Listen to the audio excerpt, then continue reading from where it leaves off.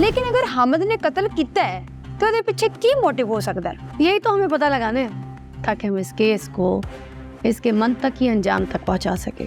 अब्बा जी मेरे रिश्ते की बात कर रहे हैं। क्या? ये कब की बात है? उन्होंने तो ये तक कह दिया है कि अगर तुम्हारे दिल में कोई है तो मुझे बता दो, और अगर फिर भी कुछ नहीं है तो मैं तुम्हारे रिश्ते की बात कहीं चलाता हूँ। अगर ऐसे चो नज़ाकत बेगुनाह है और कातिल कोई और है तो हमें से क्या, हमें तो बस मुजरिम से। जाओ भाग लो, जहां तक भागना है भाग। तो छुप के दिखाओ, मैं तुम्हें अब पकड़ के दिखाऊंगी।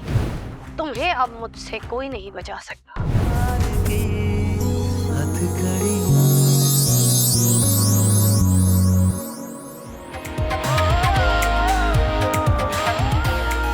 देखिए ड्रामा सीरियल प्यार की हथकड़ियाँ हर पीर की रात 8 बजे सिर्फ सब टीवी पर।